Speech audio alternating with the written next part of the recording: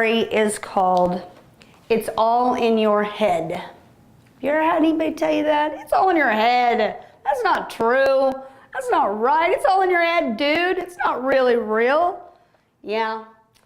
Well, this story explains it like this. It's all in my head, my mom says to me when I tell her all the things that I see. One day I took a walk around 3, and there in a house high in a tree were an elephant and a mouse having tea. I wasn't sure if what I saw I did see, but then they both waved and winked at me. Then I was playing outside in the yard, and I saw 2 lions playing slapjack with cards. I knew some people just wouldn't believe it, so I took a picture so that you could see it. I know the picture's a little blurry, but when they saw my camera, they ran off in a hurry. I heard my mom yell, "It's time for your nap." And guess who was inside on my sister's lap? None other than a sly, silly fox. And they were smelling each other's stinky white socks. At dinner time, my mom quickly said, "Don't you eat that bite, it's for the bear instead." Well, she turned her head and the bear ate my food, and he wasn't in a very good mood. See, one bite just wasn't enough for him. He sat down to dinner and he joined right in. So I started filling my tub with some water, and out of nowhere came the silliest otter. We swam and splashed and had such a blast. I wish times like that could just last and last. Then Mom said, "Go to sleep, sleepyhead." And when I went to my room, guess what was under my bed? A monkey was there. And oh, what a sight. He was all ready for a big pillow fight. If it were up to him, we'd have stayed up all night as he swung through my room back and forth on my light. Mom yelled at me, "Please go to sleep, honey."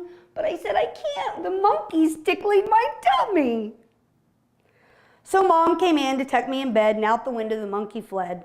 I told her the monkey hid under my bed, and she said, "Honey, it's all in your head."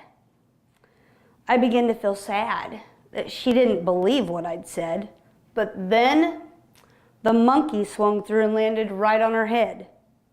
I know those were Dad's underwear that he wore as I laughed so hard that my belly got sore.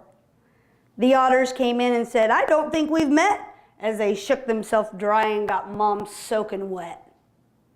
The bear poked my mom and said, "Hey, you got any more food?" He was still in a really bad mood.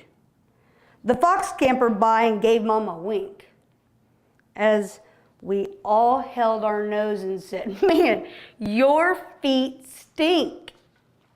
The lion sat up and started to roar. He said, "I'm trying to sleep in here. Will you please shut the door?"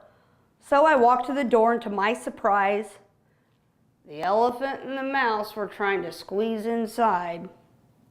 The elephant reached out his trunk to shake hands with my mom, and just as she about fainted, the mouse said with a squeak, "Hey, how about we go get better acquainted?"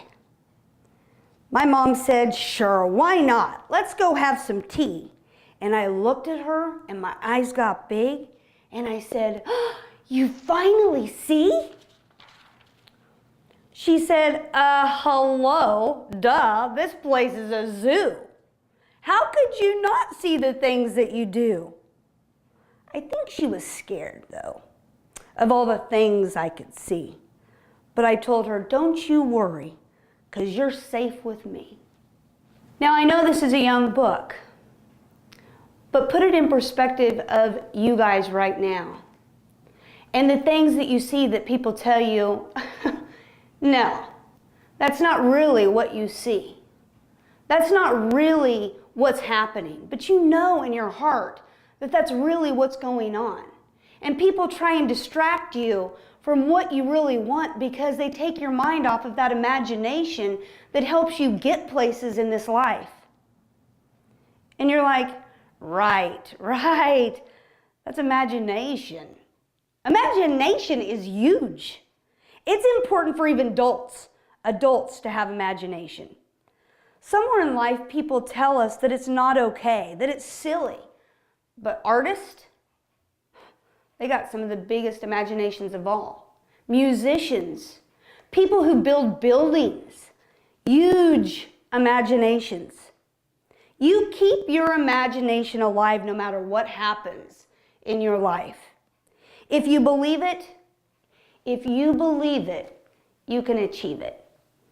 Keep dreaming, keep smiling, and understand that as long as you can imagine things happening, as long as you can imagine even being happy, as long as you can imagine the good to come, maybe even through a tough time that you might be going through, if you can look at your imagination and say, you know what, I know that there's going to be great things ahead. It will help you through those tough times. Don't ever, ever lose your imagination.